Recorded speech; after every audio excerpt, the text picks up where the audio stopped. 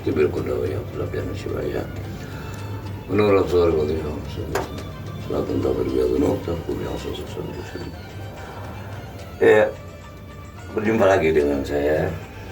Mudah-mudahan ada rahmat dari Allah dalam rangka memperingati setiap tahunnya haul daripada Maha Guru Al-Imam Al-Habar Al-Qutub Al-Habib Abdul Qadir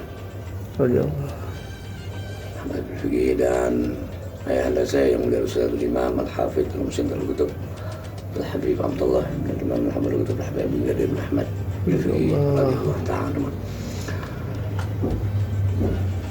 Namun dari situasi dan kondisi yang sudah sama-sama kita ketahui, maka oleh karena itu kami dari keluarga Ustaz di Malang mengharap kepada para asatidz atau kepada para kiai ajengan yang membawa rombongan agar tidak terlalu banyak dan tidak berkerumun di saat ziarah, dikarenakan itu merupakan tanggung jawab kami sebagai sahibul bait. Maka untuk semua alumni dan murid-murid juga, para asatidz, para kiai, saya harap mudah-mudahan walaupun pembacaan tahlil, khatmul Quran ataupun yasin itu di rumah masing-masing atau di majlis masing-masing, mudah-mudahan termasuk daripada apa yang disabdakan oleh baginda Rasulullah SAW yang dalam riwayat Imam Ibn Hibban dalam kitabnya As-Sahih dari Sayyidina Anas bin Malik radhiyallahu ta'ala dari Rasulullah SAW, salasatun la yakhafuna hina yakhafun nas.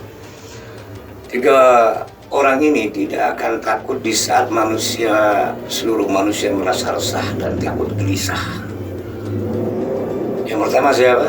Alladzi yuhyi athar al-ulama. Orang yang menghidupkan peninggalan-peninggalan, bekas-bekas mulia mereka, menghidupkan ilmu mereka, menyebut-nyebut mereka, membacakan tahlil, yasin dan lain sebagainya. Yang kedua, wal-bari minal hasad, orang yang jauh dari sifat hasud. Yang ketiga, wasulu, dan orang yang gemar memberikan sedekah. Mudah-mudahan walaupun para alumni, walaupun para santri, walaupun simpatisan atau orang-orang yang muhib kepada imam yang berutama mengadakan di rumahnya masing-masing, insya Allah tidak akan keluar daripada hadis ini. Saya tambah lagi satu hadis lagi yang saya dengar dari yang beliau Ustaz Imam radhiyallahu ta'ala. Beliau pernah menyampaikan dari riwayat Imam Nasai dalam kitab yang Mujtaba dari Sayyidatuna Aisyah radhiyallahu ta'ala anha, thalathatun yanaluna syafaati yaumil qiyamah. 3 orang ini akan mendapatkan syafaat daripada Nabi sallallahu alaihi wasallam. Al-muhyi ma'athir ahli al-ilm. Orang yang menghidupkan, sebagaimana tadi yang sudah saya sampaikan, apa-apa yang datang dari mereka, walaupun mereka sudah kembali ke rahmatullah, kita hidupkan kembali. Yang kedua, waqaimul lail, orang yang bangun di waktu malam. Yang ketiga, walladzi la yaqtabu, orang yang tidak gemar, yang tidak suka, yang tidak mau menghibah kepada saudaranya. Insyaallah mudah-mudahan kita masuk kepada apa yang saya katakan Nabi SAW. Mudah-mudahan semuanya tetap mendapatkan barakah Rasulullah SAW, baratul imam yang dan para maha guru. Amin ya rabbal alamin. Assalamualaikum warahmatullahi wabarakatuh.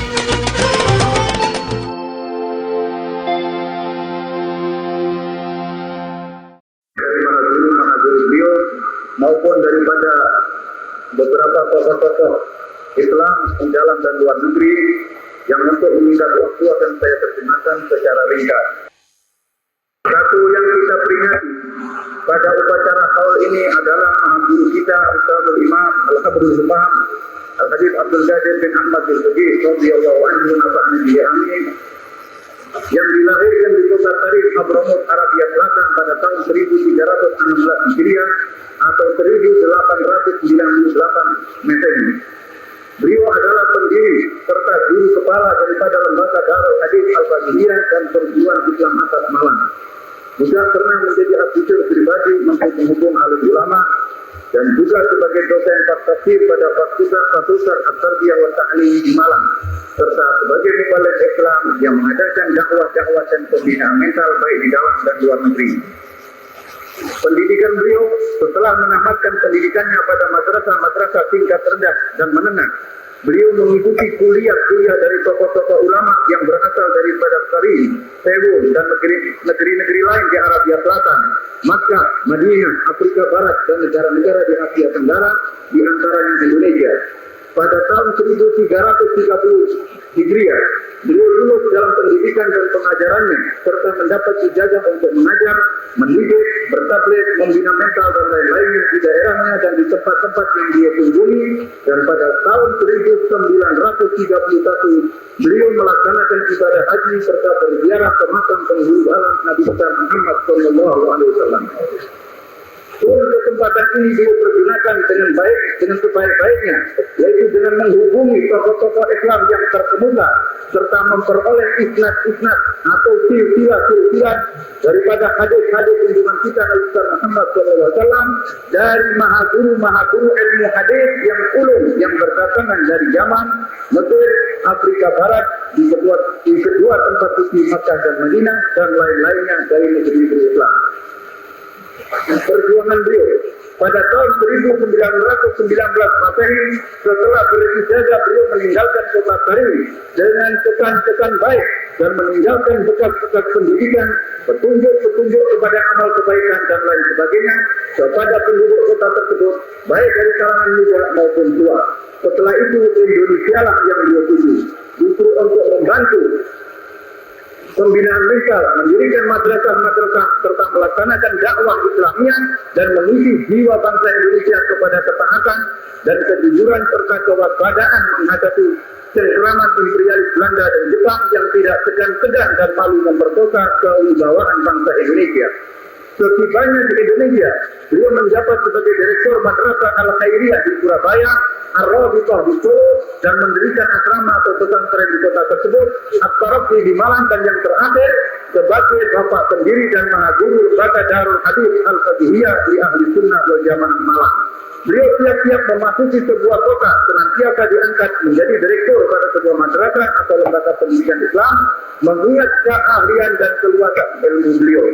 Demikian pun ketika di Malaysia, Jakarta, Pakistan, dan negara-negara lain di luar negeri. Beliau telah menanamkan benih-benih baik dalam pendidikan dan pengajaran. Mahaguru beliau, sebagaimana telah kami terangkan di atas, beliau telah belajar dan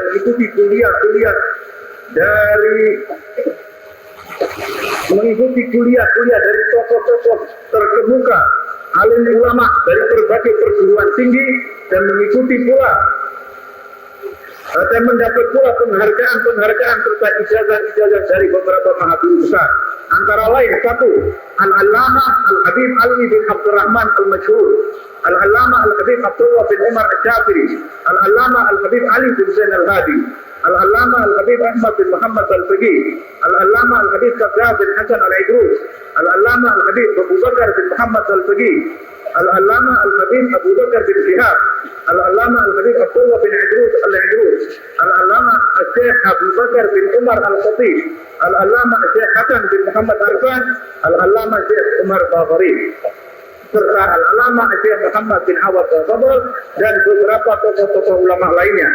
Adapun mahaguru yang mengizinkan serta memerintahkan beliau untuk mengajar, bertabligh, dan lain-lainnya, atau masyaikhul ijazah antara lain Al-Allamah Al-Habib Ali bin Muhammad Al-Habib Seoul, Al-Allamah Al-Habib Muhammad Abdul Qayyim Al-Qattani dari Afrika Barat, Al-Allamah Al-Habib Ahmad bin Hasan Al-Abbas dari Quraisy, Al-Allamah Al-Habib Syekh bin Al-Idrus dari Tarim, Al-Allamah Al-Habib Muhammad bin Ahmad Al-Mahdur dari Indonesia, Al-Allamah Al-Habib Alwi bin Abdullah bin Shihab dari Tarim, Al-Allamah Al-Habib Ali bin Ali Al-Habbi dari Madinah, Al-Allamah Al-Habib Abu Bakar bin Muhammad Al-Sajjad dari Indonesia, Al-Allamah Syekh Umar Hamdan Al-Mahrafi dari Makkah, Al-Allamah Syekh Umar Bajneh dari Makkah, Al-Allamah Syekh Abu Bakar bin Muhammad bin Sa'id Hussein dari Makkah, Al-Allamah Syekh Hussein Al-Abbas dari Johor, Malaysia. dan beberapa mahaguru lain yang telah memberi ijazah-ijazah daripada beliau. Di dalam menghadapi peredaran massa dan perubahan zaman, beliau tetap dengan pendirian semula, yakni menggembleng masyarakat agar berketuhanan dan berakhlak luhur serta mengabdikan jiwa raga mereka kepada agama, nusa dan bangsa. Hasil jihad dan daya upaya beliau nampak dengan banyaknya siswa atau mahasiswa beliau yang turut memperjuangkan kemerdekaan Indonesia dengan menghadapi imperialisme, kapitalisme, dan ketabahan dan keyakinan. Juga banyak yang mengabdikan jiwa raga mereka kepada perluasan kebudayaan, pendidikan, dan pengajaran, baik dengan jalan mendirikan sekolah-sekolah, madrasah-madrasah, pondok-pondok, menjadi petugas negara atau pemerintah yang penuh tanggung jawab dan keikhlasan, dan lain-lainnya. Sebagai contoh, yang nyata dari hasil didikan beliau adalah putra beliau sendiri yang telah beliau didik dengan pendidikan yang matang hingga penuh berisi sebagai seorang bujangga Islam, seorang mubaligh yang terkenal sebagai seorang tokoh ulama ahli hadis dan isnadnya, yaitu Khalifah beliau Al-Ustadzul Imam Al-Hafidhul Imam Dr. Habib Abdullah bin Abdul Qadir Jilbagi yang sejak tahun 1957 menjadi direktur atau pemimpin daripada lembaga Darul Hadis Al-Faqihiyah yang juga giat dalam melaksanakan dakwah pembinaan mental baik secara langsung menghadapi masyarakat maupun lewat pers, RRI, dan lain-lainnya. Beliau pun mempunyai hubungan erat dengan tokoh-tokoh ulama Makkah, Madinah, Hadramaut, Republik Persatuan Arab, dan lain-lainnya, serta mendapat penghargaan yang tinggi atas kuasa ilmu beliau dan keaktifan dalam bidang pendidikan mental.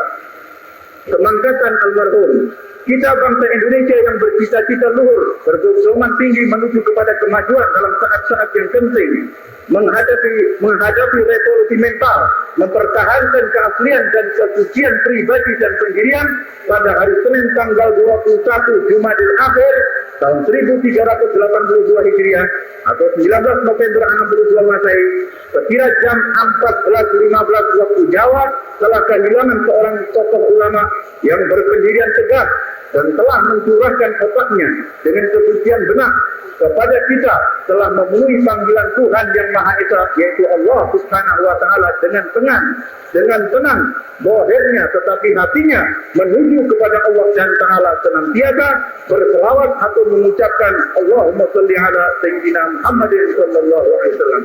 Inna lillahi wa inna ilaihi raji'un. Para hadirin sekalian, selanjutnya di antara beberapa mahaguru beliau telah menyatakan penghargaan terhadap Al-Ustadzul Imam Al-Habar, bagaimana kami tadi telah kami nyatakan, di antaranya mahaguru terkemuka yang telah membimbing beliau di dalam perguruan tinggi yang telah beliau selami ilmunya dan kurang ilmu-ilmu daripada pendidikan mahaguru beliau, antara lain Al-Habibul Imam Al-Allamah Al-Habib Muhammad bin Ahmad Al-Maghdar menyatakan terhadap Sayyidina Al-Imam Al-Fadlul Imam Al-Habib Abdul Qadir bin Ahmad Al-Faqih bahwa beliau adalah laksana bujana yang dipenuhi dengan ilmu-ilmu yang manfaat, serta beliau adalah laksana kunci daripada kunci-kunci kebaikan, yakni penuntun dan penunjuk jalan yang baik. Serta beliau menyatakan pula bahwa Ustadzul Imam Habib Abdul Qadir Jilbagi adalah maha guru ilmu yang amat luas, serta doanya diterima oleh Allah Subhanahu wa Ta'ala dengan kata-kata lain, mujabud da'wah. Di dalam sebuah qasidah atau syairnya, Habibul Imam Muhammad Al-Maghdar menyatakan, dan yang dimaksudkan dengannya, yaitu setelah menguraikan sifat-sifat almarhum, adalah maha guru ilmu-ilmu yang luas, putra Ahmad, yakni Al-Ustadzul Imam Habib Abdul Qadir Jilbagi, yang telah mencurahkan kelezatan ilmunya dan didikannya yang bermanfaat laksana obat mujarab. Ia telah mendirikan majelis-majelis ilmu semata-mata karena Allah, dengan rasa ikhlas dan senantiasa mencurahkan ilmu-ilmunya dalam segala daya upayanya. Apabila kalian tak hormat kepadanya, niscaya akan mendapat kebodohan dan malapetaka atau bala bencana daripada Allah Subhanahu wa Ta'ala. Demikian antara lain kata-kata dari seorang tokoh ulama besar, Al-Habibul Imam Muhammad bin Ahmad Al-Maghdar, yang terkenal pula doanya diterima oleh Allah Subhanahu wa Ta'ala. Dan tadi para hadirin sekalian, telah dibacakan pula sambutan-sambutan tertulis dari beberapa tokoh-tokoh terkemuka, antara lain daripada Rektor Universitas Al-Azhar atau Syekhul Azhar, itu Dr. Muhammad Al-Faham, yang menyatakan sangat menghargai kepada perjuangan Al-Imamul Qadr Al-Habib Abdul Qadir bin Ahmad Al-Sugi yang mencurahkan tenaga dan pikirannya demi untuk mensiarkan dan mengembangkan ajaran Rasulullah SAW dengan penuh keikhlasan, yang mana perjuangan itu diteruskan oleh putra dan khalifahnya, yaitu Al-Ustaz Imam Dr. Habib Abdullah bin Abdul Qadir bin Sugi. Selanjutnya, Dr. Muhammad Al-Faham menyatakan sebetulnya ingin menghadiri peringatan ini karena banyaknya kewajiban-kewajiban dan situasi di negaranya tidak mengizinkan. Beliau sangat tidak bisa berkenalan dan hadir di muka kita, tapi walaupun demikian beliau menyatakan bahwa roh dan jiwanya itu hadir bersama kita. Demikian pula penghargaan dari Raja Hussein Yordania, Raja Faisal Saudi Arabia, juga dari Raja Kuwait, dari beberapa orang mufti, ulama-ulama terkenal, baik dari Makkah, dari Syria, dari Lebanon, dari Mesir, dari Pakistan, India, dan lain-lainnya.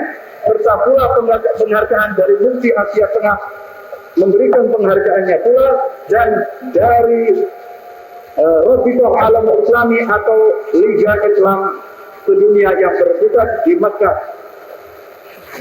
dari Makkah Al-Mukarramah, juga sambutan-sambutan dari Bapak Presiden Republik Persatuan Arab, serta dari beberapa duta-duta negara Islam yang telah menyampaikan penghargaannya terhadap perjuangan dan hasil-hasil karya almarhum di dalam membina dan mencetak kader-kader muslimin, mubalighin, serta ulama-ulama yang bertakwa kepada Allah Subhanahu wa taala.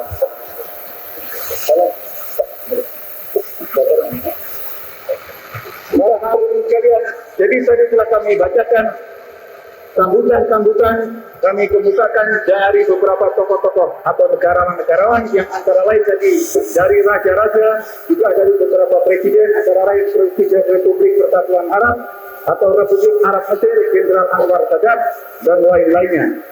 Serta perlu kami maklumkan tadi Bapak Komandan Ansar Resort Kepolisian 102 ex-Karibien Malang, Bapak Komisaris Besar Polisi Anton, pada awal upacara ini beliau serta selaku baik beliau selaku pribadi selaku